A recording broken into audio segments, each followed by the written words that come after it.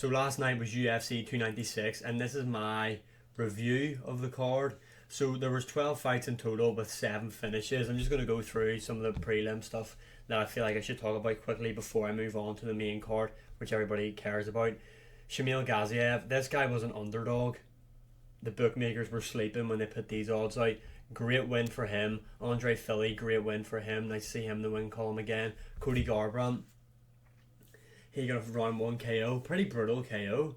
Brian Kelleher just got hit with that right hand and kind of like fell on his face, but it was weird. It was a weird KO.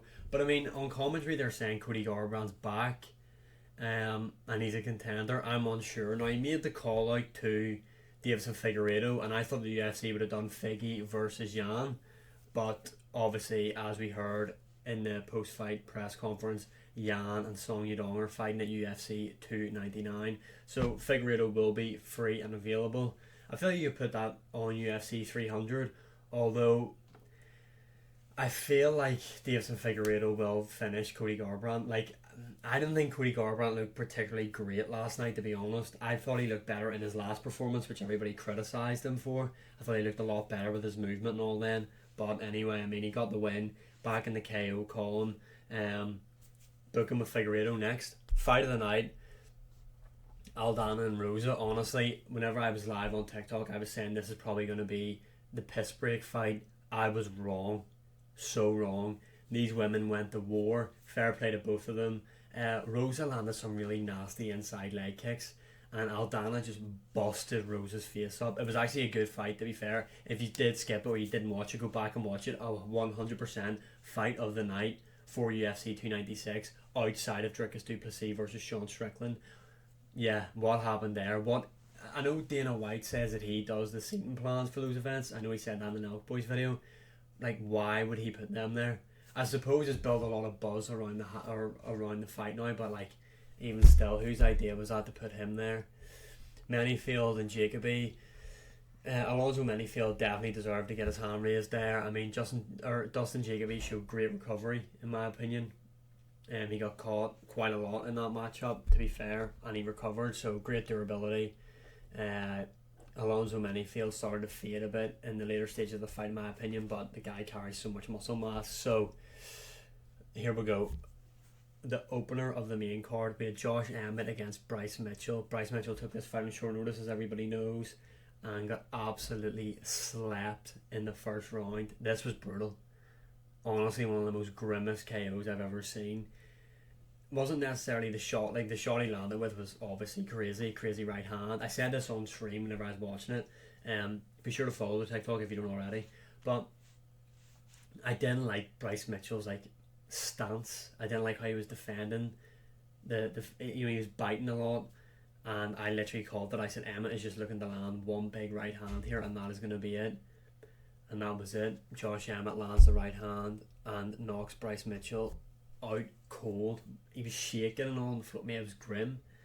Honestly, I can't believe that KO happened. Yeah, just shaking on the floor. I think they said he was having a seizure at one point. I mean, I don't think he had a seizure, like, but that's what it looked like. The guy was just shaking. It was grim, like, really bad KO. Hopefully Bryce Mitchell can bounce back, though. I feel like,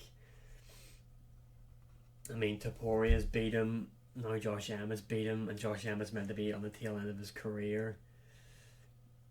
He really needs to work on a stand-up, Bryce Mitchell. Hopefully now he does take time away. He is still young. I think he's 29 years of age. Hopefully he takes time away to just really sharpen up his striking skills, because he's a great grappler.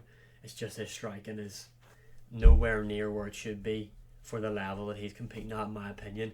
Then we've got Tony Ferguson, Paddy Pimblett. Tony Ferguson needs to retire, and that's nothing on Paddy Pimblett. I just feel like Tony Ferguson has nothing more to give. He's nothing more to prove. I think Dana White says he wants him to retire. Tony Ferguson probably won't retire, so what the UFC need to do then is release him, get rid of him, cut him, if that's the case, because, like, I don't know who else. Who does he fight now? Who does he fight now? What fight makes sense? There isn't a fight that makes sense, to be honest. Hopefully now David Goggins in his corner. I don't know why. Well, I kind of do know why. It was for motivational purposes, obviously, but I mean, it didn't work.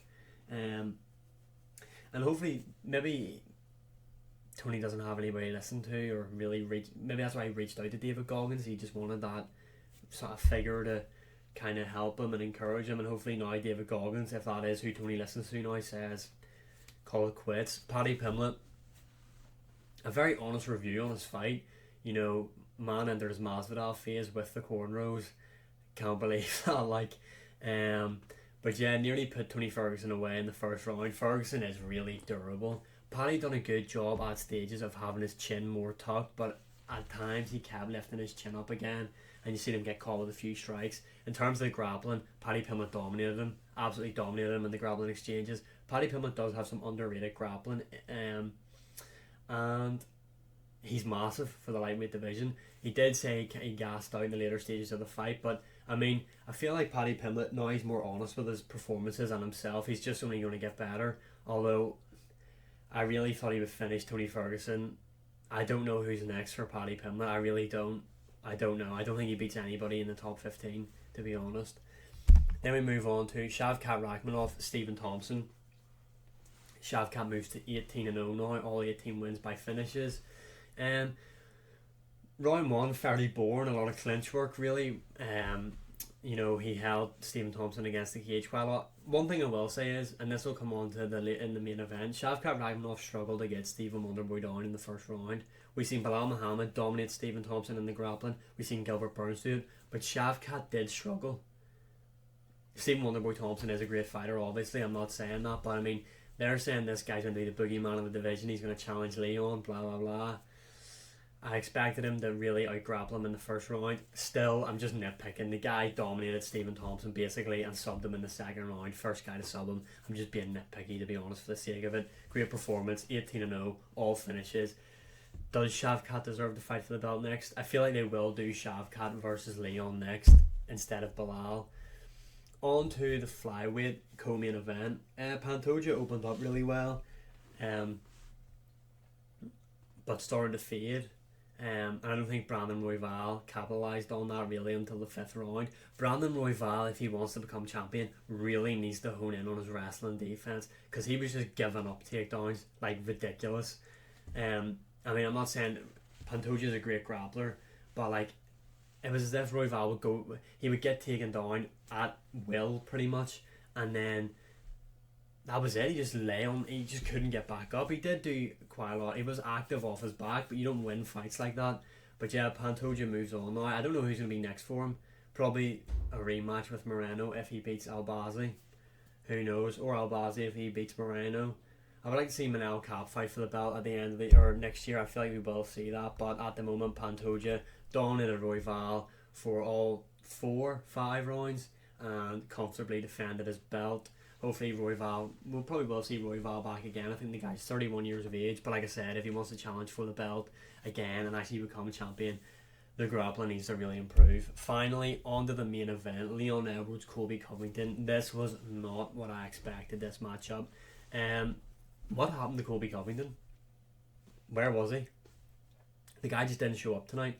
Honestly, I thought when he went over and shook Donald Trump's hand, or spoke to Trump before the matchup, I was like, right, this guy's in the zone, you know, he's openly noticed Trump was there, this is who he's fighting for, blah, blah, blah, but, Colby just didn't show up, he just wasn't himself, and Leon, I think that Leon did have a part to play in that with the constant stance switching and the leg kicks. I didn't realise early on how much damage he was doing to the legs, but I just seen Colby's legs were busted up. Well, that one leg was busted up, really damaged. And what surprised me, I mean, I knew Leon was a great grappler, but that was the edge you would have given Colby Covington, was the grappling.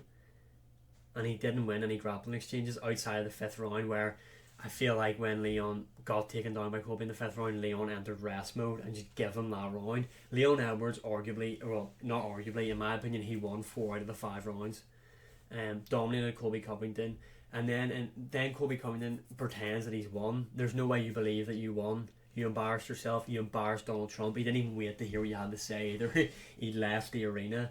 And then in the post-fight press conference, you say, a fight against you in Shavkat doesn't make sense, but a fight against you in Wonderboy does. I mean, Colby's just looking for easy fights now. I mean, I feel like if Colby wants to be champion now, his only way to do that is to move into the lightweight division, where he needs to cut weight and give himself every advantage possible. doesn't look like he's going to do that. So if he wants to stay at welterweight, he's 35 years of age. Dana might say look old and slow out there. I agree. Colby just didn't turn up, and Leon just the commentator's done a good job describing Leon. He just does enough to win. Leon just does enough to win. Hopefully though, I mean he was looking for finishes, for subs and all like that. But yeah, I feel like Shavkat Rakhmonov will give him a good fight because Shavkat will be the one that has Leon on the back foot. I feel like Leon will beat him. I said on a video on TikTok this morning, I don't think anybody in the welterweight division beats Leon Edwards. This guy has just tied GSP for the longest win streak in welterweight history. Beat Usman twice and now has beat Colby Covington. You know, he's on a serious run here and should be pound for pound number 2 when the rankings are updated, in my opinion. But yeah, Colby Covington needs to enter his Max Holloway arc here, and what I mean by that is if he wants to stay at welterweight, he should be calling like Bilal Muhammad, Shavkat Rakhmonov, and he needs to beat every single contender at welterweight to ever be considered for the belt again. And those are the 2 guys he should call out first, but instead he calls out a washed Stephen Thompson. So yeah, I don't know. My opinion, Colby's lost a lot of fans, especially with what he said. I don't really have an opinion on it, you know what I mean? In a sport, someone's left this comment and it made sense. In a sport where the aim of the game is to knock your opponent unconscious and take years off their life, people get offended by words. Yes, it was a shit thing to say, but again, that's Colby Covington for you. So yeah, overall, great card. That's UFC done for 2023. The first card of 2024 is Ankalaev Walker 2. And yeah, Leon Edwards done the business. But comment below, what did you think of UFC 296? And as always, like, share, subscribe, comment, all that good stuff. My socials are on the top of the screen. I'd appreciate if you could follow me on those as well. And I will see you again in the next one.